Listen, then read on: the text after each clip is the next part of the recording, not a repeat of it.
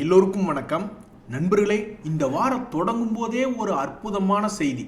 அதாவது நம்மளுக்கு கனடாவுக்கும் 2 வருஷமா சரியில்லை. ஆனால் இப்போ கனடாவுக்கு இந்தியாவுக்கு இடையில் இருக்கக்கூடிய உறவுகள் மேம்படுது. அதில் மிகப்பெரிய ஒரு ஷேர் மார்க்கெட்டுக்கு சம்பந்தப்பட்ட செய்தியை பாருங்க. இந்தியாவும் கனடாவும் மறுபடியும் வர்த்தக ஒப்பந்தங்கள் பற்றி பேச்சுவார்த்தை தொடங்கலாம் அப்படின்ற மாதிரி பேசியிருக்காங்க. இது ஒரு சந்தோஷமான செய்தி. ஸோ இந்த வாரத்தில் மார்க்கெட் தொடங்கும் போதே ஒரு பூஸ்ட் குடிச்சிட்டு தொடங்குற மாதிரி ஒரு தகவல். இப்போதைக்கு மார்க்கெட் ஒரு பாசிட்டிவாக தான் ட்ரேட் ஆகிட்டு இருக்கு. இன்னைக்கு தேதியிலையும் பல பங்குகள் கீழே விழுந்து கிடந்து பல பேர்த்தினுடைய போர்ட்ஃபோலியோவில் பல பிரச்சனைகளை உண்டாக்கித்தான் இருக்குது. ஒரு உதாரணத்துக்கு பார்த்தீங்கன்னா, இப்போ இந்த டாடா மோட்டார்ஸ் அப்படின்ற பங்கு கடந்த ஒரு வருட கால அளவில் பார்க்கும்போது 25% இறங்கி கீழே தான் இருக்கான். இது மாதிரி இன்னும் எத்தனையோ பங்குகள் கீழிருந்து இன்னும் மேல் நோக்கி வரல. பட் நியூஸ்கள் மட்டும் நல்ல நியூஸ்கள் வந்துக்கிட்டு இருக்கு. ஸோ இந்த டாடா மோட்டருக்கு என்னைக்கு ஒரு நல்ல காலம் பிறக்கும்னு தெரில. இதுக்கு முன்னாடி ஏப்ரல் சமயத்தில் கூட நல்லா கீழிருந்து ஒரு ரவுண்டு போனவன் அதுக்கப்புறம் மறுபடியும் கீழேயே தான் இருக்கான். அடுத்த ரவுண்டு எப்போ போவான் அப்படின்றத பொறுத்து இருந்தால் பார்க்கணும். சமீபத்தில் கூட கர்நாடகா பேங்க் இப்படி தான் இந்த வருஷத்தில் ஒரு ரவுண்டு போயிட்டு வந்துட்டு ஒன்றுமே இல்லாமல் இருந்தது. அப்புறம் 2 நாட்களில் டபக்குன்னு 15% ஏறி இந்த வருஷத்தில் 2வது ரவுண்டு போயிட்டான். இந்த டாடா மோட்டருக்கு எப்போ நல்ல நேரம் வரும் அப்படின்றது தெரில. அதே மாதிரி தான் இந்த இந்தியன் ரயில்வே ஃபைனான்ஸ் கார்பரேஷன் அப்படின்ற பங்கு, இதுவுமே கடந்த ஒரு வருடத்தில் 19% இறங்கித்தான் இருக்குது. தன்னுடைய வாழ்நாள் உச்சம் 217 ரூபாயிலிருந்து ஏப்பா நீ இப்படியுமா இறங்குவ அப்படின்ற மாதிரி அங்கிருந்து 100 ரூபாய்க்கு பக்கமாக இறங்கி 117 ரூபாயில் அநியாயத்துக்கு ட்ரேட் ஆகி கொண்டிருக்கக்கூடிய இந்த ஐஆர்எஃப்சி போன்ற பங்குகளும். அதே மாதிரி வாழ்க்கைக்கு பல்லு அப்படின்றது ரொம்ப முக்கியம். ஆனால் இந்த கோல்கேட் பாமோலிவ் அப்படின்ற பங்கு கடந்த ஒரு வருஷத்தில் பார்க்கும்போது அதிர்ச்சிகரமாக 23% இறங்கி கிடக்கு. என்ன யாருமே பல்லு விளக்குறதையே மறந்துட்டாங்களா என்னன்றது தெரியல. நினச்சி கூட பார்க்க முடியாதபடி 4000 ரூபாயிலிருந்து ஆல்மோஸ்ட் 2000 ரூபாயாக கிட்டத்தட்ட ஒரு 50% இறங்கி ட்ரேட் ஆகிட்டு இருக்கு இந்த கோல்கேட் பாமோலிவ். நான் கூட போய் அவசரமாக ஓடி பார்த்தேன். ஒருவேளை யாரும் பல்லு விளக்காமல் விட்டுட்டு இதனுடைய விற்பனை எல்லாம் குறைஞ்சி போச்சா அப்படின்னு பார்த்தா இல்லை. கடந்த 3-4 வருடங்களில் பார்க்கும்பொழுது அவங்க எப்பவும் பண்ணக்கூடிய சேல்ஸ் என்பது இருந்துக்கிட்டு தான் இருக்குது. சேல்ஸ் கொஞ்சம் மார்ஜினலாக இன்க்ரீஸ் ஆகிருக்கு. ப்ராஃபிட்டும் ஓரளவுக்கு மார்ஜினலாக இன்க்ரீஸ் ஆகிருக்கு. காலையில் எந்திரிச்சா மூஞ்சி கழுவி வாய் கொப்பளிக்கிறதோட சரி, யாரும் பல்லு வளர்க்குறது இல்லையா, என்ன பிரச்சனை என்பதே தெரியாதபடிக்கு இந்த கோல்கேட் பாமோலிவ் அப்படின்ற பங்கு நல்லா தான் சம்பாரித்து கொடுத்து கொண்டிருந்த பங்கு. ஆனால் கடந்த ஒரு வருடமாக இறங்கு முகமாகவே இருந்து 52 வீக் லோவில் இருக்குது. நான் நினைக்கிறேன் எப்படியும் பல்லு விளக்குனாலும் சொத்த பல்லு வந்துடுது. அதுக்கப்புறம் மறுபடியும் டாக்டர்கிட்ட போனால் அவர் 2000 கொடு, 20000 கொடு, 50000 கொடு, 1 லட்சம் கொடுன்னு பல்லுக்கு தகுந்த மாதிரி ஒரு விலையை பேசி செலவாகுது. அதுக்கு கம்முன்னு வாய் கொப்பளிக்கிறதோட நிறுத்திக்கலாமா அப்படின்னு இது எதாவது நினச்சிட்டாங்களா என்ன? ஏன் இந்த பங்குக்கு ஒரு டிமாண்ட் வரவே மாட்டேங்குது?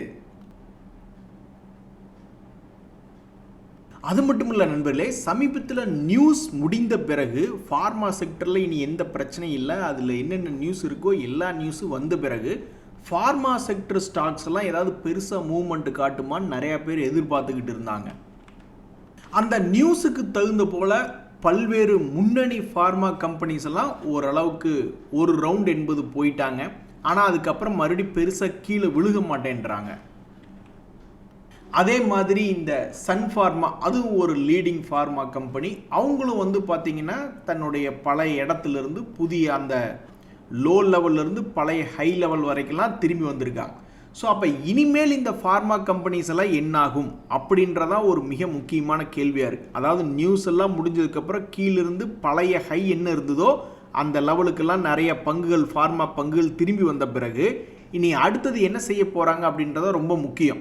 அதாவது மறுபடியும் பிரேக் அவுட் ஆகி தொடர்ந்து போக போகிறாங்களா, அல்லது இன்னொரு ரவுண்டு போயிட்டு வரலாம் அப்படின்னு மறுபடியும் இன்னொரு ரவுண்டு வர்றதுக்காக வர்றாங்களா அப்படின்றது பொறுத்திருந்து பார்த்தா தான் தெரிய வரும்.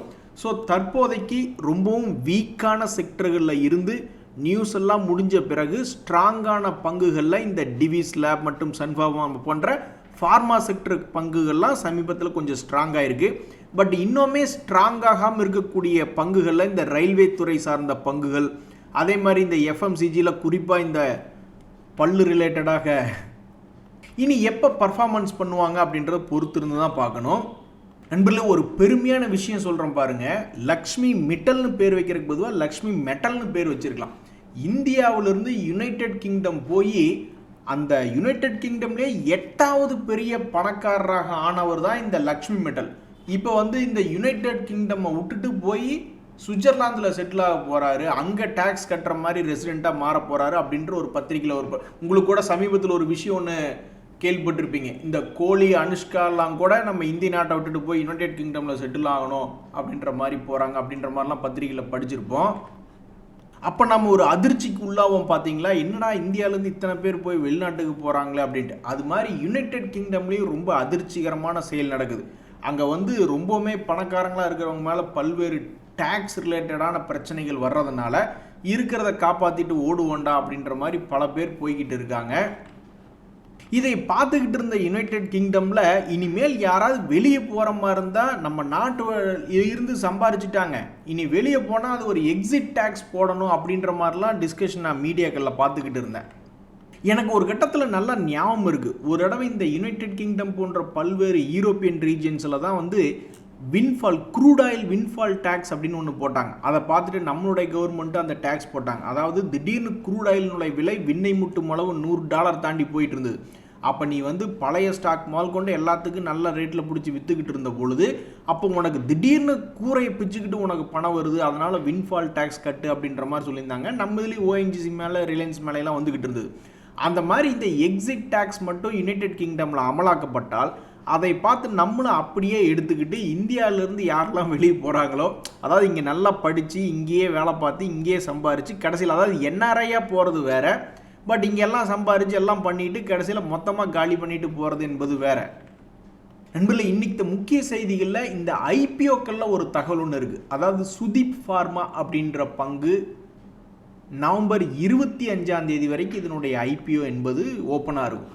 இந்த ஐபிஓ 593 ரூபாய்க்கு வெளியிடப்பட்டிருக்கக்கூடிய இந்த ஐபிஓவில் கிரே மார்க்கெட் ப்ரீமியம் என்னவாக போய் கொண்டிருக்கிறது அப்படின்ற ஒரு தகவல் பார்த்தீங்கன்னா, மேபி அது வந்து லிஸ்ட் ஆகும்போது 18% ப்ளஸில் வந்து லிஸ்ட் ஆகுமா அப்படின்ற ஒரு கேள்வி கிரே மார்க்கெட் ப்ரீமியமில் இருக்குது. எந்த ஒரு பங்குக்குமே வளர்ச்சி என்பது இருக்கும், வீழ்ச்சி என்பது இருக்கும், ஒவ்வொன்றுக்கும் ஒவ்வொரு காரணம் என்பது இருக்கும். அதே மாதிரி நம்ம நாட்டில் டிஃபென்ஸ் ரிலேட்டடான கம்பெனியெல்லாம் பிச்சுக்கிட்டு பறந்தாங்க. இந்த ஹிந்துஸ்தான் ஏரோநாட்டிக்ஸ் அப்படின்ற பங்கு கூட மிகப்பெரிய கடும் வளர்ச்சி என்பது இருந்தது. அசைக்கவே முடியாதபடிக்கு இருந்து கொண்டிருந்த டிஃபென்ஸ் பங்குகளில் எந்த ஒரு செக்டராக இருந்தாலும் என்னைக்காவது ஒரு நாள் பேட் நியூஸ் வரும் அப்படின்ற மாதிரி இன்றைக்கி வந்து ஒரு 3% என்பது இறங்கி ட்ரேட் ஆகிட்டு இருக்கு. இதுக்கு மிக முக்கியமான காரணம் துபாயில் நடந்த ஏர் ஷோவில் நடந்த ஒரு விபத்து தான். எனக்கு நல்லா ஞாபகம் இருக்குது, இந்த டாடா குரூப்பில் வந்து ரொம்பவுமே ஓவர் எக்ஸ்பென்சிவாக ட்ரேட் ஆகி கொண்டிருந்த பங்குகளில் இந்த ட்ரெண்ட் அப்படின்ற பங்கு இருந்தது. ஸோ இவன் பாட்டுக்கு வளர்ந்துக்கிட்டே இருந்தான். டாடா குரூப்லேயே என்னடா, டாடா குரூப்பில் வந்து சில பெரும்பாலான பங்குகள் கரெக்டான நியாய விலையில் ட்ரேட் ஆகிட்டு இருக்கும் அப்படின்றது பொதுவாக ஒரு நம்பிக்கை மார்க்கெட்டுக்குள்ளே. ஆனால் என்னடா இந்த ட்ரெண்ட் அடங்கவே மாட்டேன்றான், இவன் பாட்டுக்கு 1000 ரூபாயிலிருந்து 8000 ரூபாய் நோக்கி போயிட்டான் அப்படின்ற மாதிரி நினச்சிக்கிட்டு இருந்த சமயத்தில், இவன்லாம் இறங்கவே மாட்டானா அப்படின்னு பார்த்துக்கிட்டு இருந்த சமயத்தில் அப்புறம் இவனுடைய வீழ்ச்சி என்பது ஆரம்பிச்சுது. 8000லேருந்து ஆரம்பித்து கடைசியில் பார்த்தா இப்போ இவன் வந்து கிட்டத்தட்ட 4000 ட்ரேட் ஆகிக்கிட்டு இருக்கு. ஸோ நீங்கள் செய்கிறதெல்லாம் என்னவா இருக்கணும் அப்படின்னா, வளர்ந்து வந்துட்டு இருக்கும்போது உள்ளே போயிட்டு வெளியே வர்றது ரொம்ப மகிழ்ச்சியாக தான் இருக்கும். ஆனால் இறங்கும்போது உள்ளே போயிட்டு அது எந்த ரேட்டில் போனாலும் இறங்கிக்கிட்டே இருக்கேடா ஆண்டவா அப்படின்ற ஒரு கண்டிஷன் மட்டும் உங்களுக்கு நடந்துடக்கூடாது. இங்கே பார்த்தீங்களா, ஃபேமஸ் பங்குகள் ஏபிபி அப்படின்றது ரொம்ப ஃபேமஸான பங்கு. அவன்லாம் ஏறிக்கொண்டே இருந்தப்போ யாருக்கும் ஒன்றும் பிரச்சனையாக இருந்திருக்காது.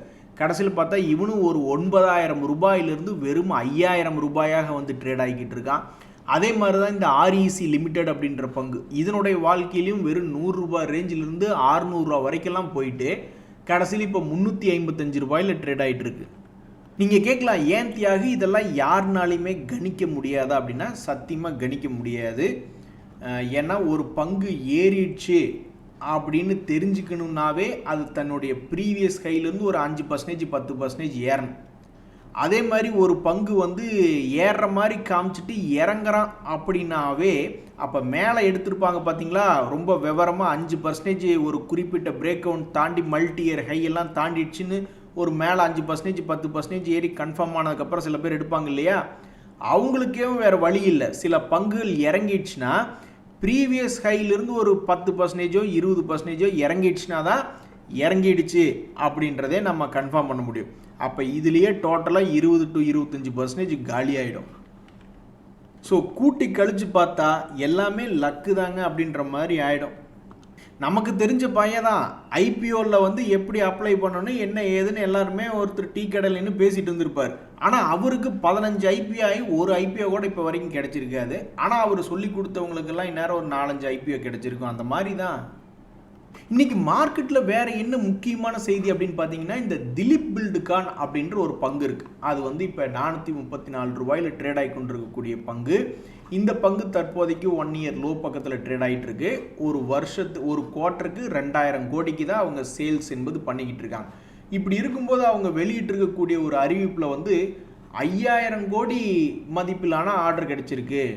ஆனால் அதனுடைய கான்ட்ராக்ட் பீரியட் என்பது 3 வருஷம் ஒன்று, 22 வருஷம் ஒன்று அப்படின்ற மாதிரி விட்டுருக்காங்க. ஸோ அமௌண்ட் என்பது ரொம்பவுமே சிக்னிஃபிகண்ட் அமௌண்ட் அப்படின்ற மாதிரி இருந்தாலும் அந்த கான்ட்ராக்ட் பீரியட்னுடைய வயசு என்பது ரொம்ப அதிகமாக இருக்குது.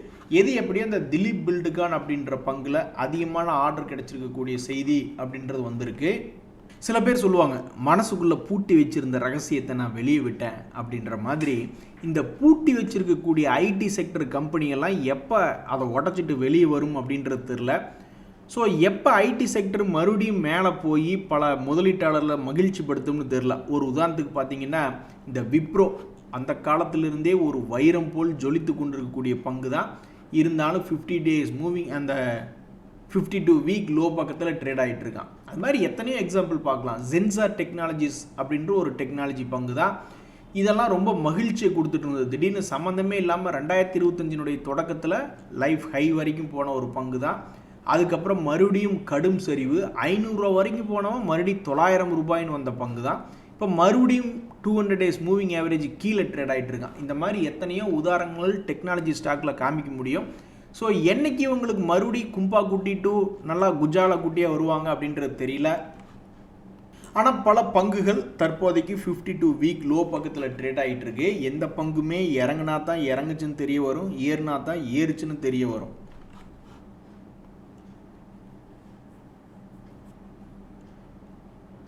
நண்பர்களே, வரக்கூடிய நவம்பர் 27 என்பது அமெரிக்காவில் ஒரு தேங்க்ஸ் கிவிங் டே.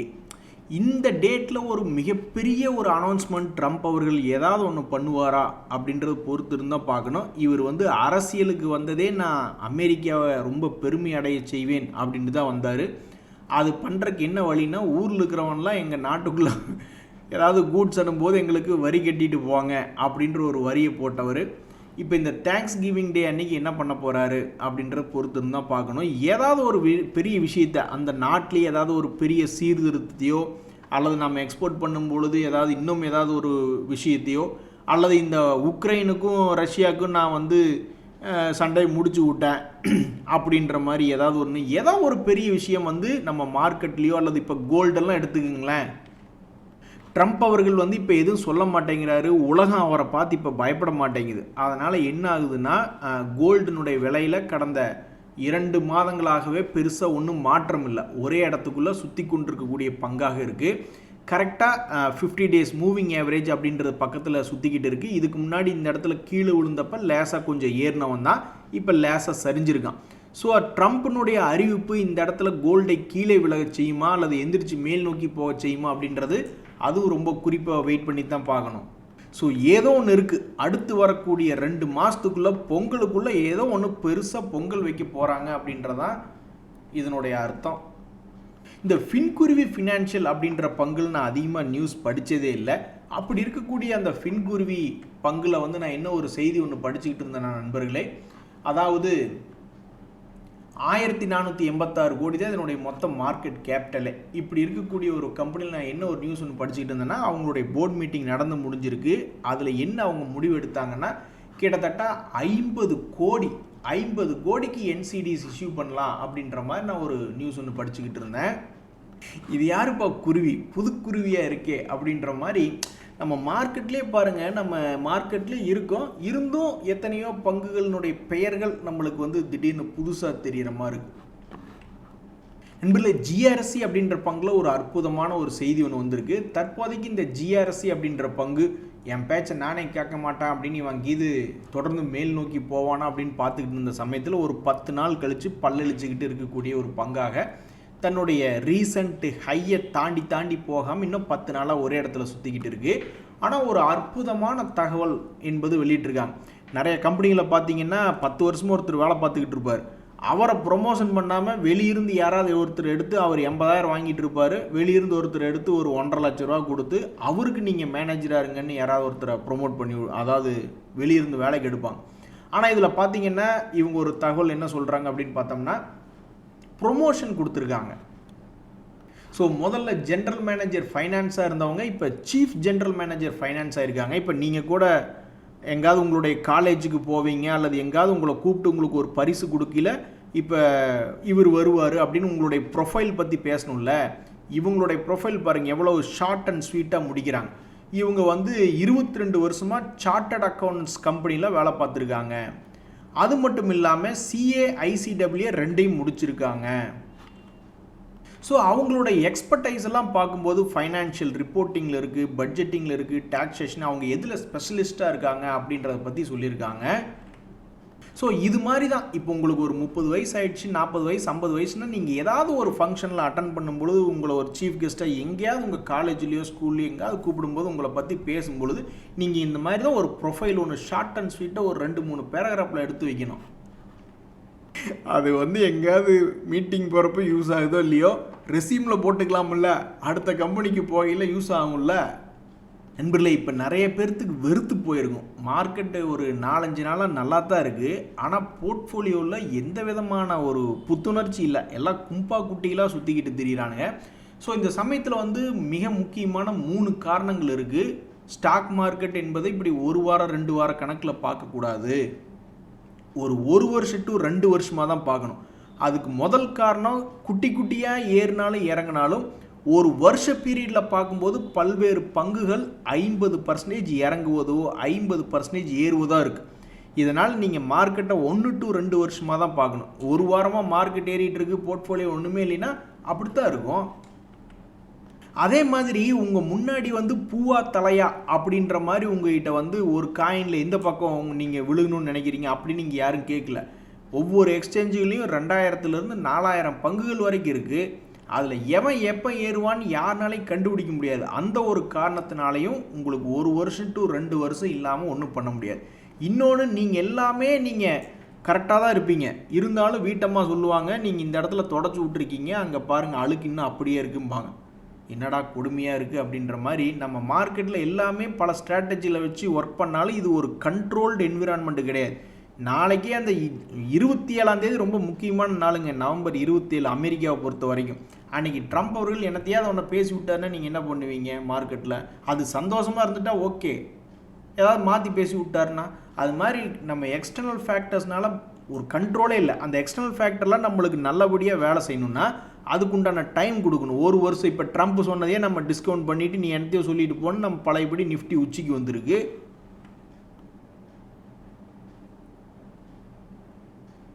அட சாமி, நண்பர்களே இதை கவனிச்சிங்களா? நம்ம சென்னையிலாம் யாரும் அதாவது தமிழ்நாடு சைடு யாரும் இப்போ பெருசாக ஏமாற மாட்டேங்கிறாங்க, கவனிச்சிங்களா? இப்போ நான் படிக்கிற செய்தியெல்லாம் பெங்களூரு சைட்லேருந்து அதிகமாக வருது. 74 வயது நண்பர் ஒருத்தர் என்ன பண்ணியிருக்காருன்னா 1.5 கோடி பக்கம் ஒரு ஏமாத்து பாய்கிட்ட ஏமாந்து போயிட்டார். என்ன பண்ணியிருக்காரு அப்படின்னு பார்த்தீங்கன்னா, ஆன்லைனில் பார்த்துக்கிட்டு இருக்கீல இப்போ புதுசாக எப்படி பண்ணுறாங்கன்னா, வேற ஒரு லைசன்ஸ்டு ஃபில்ம்ஸ் எல்லாம் இருப்பாங்க இல்லையா, வேற ஒரு ரெகுலேட்டர்கிட்ட லைசன்ஸ் வாங்கியிருப்பாங்க. அவங்க பெயரை உபயோகப்படுத்தி இவங்க ஏதாவது ஒரு வெப்சைட் கிரியேஷனோ ஏதோ ஒரு லிங்க் ஒன்று கிரியேட் பண்ணுறாங்க. ஏங்க எனக்கு தெரிஞ்சு நானே ஒரு 7500 ரூபா ஏதாவது நம்ம பேமெண்ட் பண்ணுறோம்னா ஒரு வெப்சைட்டு டொமைன் என்பது நம்ம போய் வாங்கலாங்க. அந்த டொமைன் ஏற்கனவே இருக்கக்கூடிய ஒரு டொமைனுடைய பேர் இருக்கக்கூடாது, அவ்வளவுதான். ஆனால் முன்னாடி பின்னாடி என்னத்தையாவது ஒன்று பேரை போட்டு ஏதாவது ஒரு டொமைனை வாங்கி அதை கொண்டே எங்கேயாவது ஒரு லிங்க்கு நீங்கள் பார்க்கக்கூடிய இன்ஸ்டாகிராம்லையோ அல்லது யூடியூப்னுடைய ஷார்ட்ஸ்லேயே எங்கேயாவது ஒன்றை வச்சு விட்டுட்டா அந்த லிங்க் வேற ஒரு ஃபேக் இதுக்கு போனால் என்ன ஆகும்? எல்லாம் ஏமாற்றிட்டு போயிடுவாங்க. அப்படி தான் பாவம் ஒருத்தர் 1.25 கோடி பக்கம் இழந்திருக்காரு. ஆனால் இப்போ நான் படிக்கிறது எல்லாமே பெங்களூரு அந்த பக்கம் தான் போயிட்டுருக்கு. நம்ம ஆளுகள்லாம் ரொம்ப உஷாராயிட்டாங்க. சென்னையிலலாம் இப்போ நான் இன்னும் ஒரு நியூஸ் கூட நான் படிக்கல. நன்றி, வணக்கம்.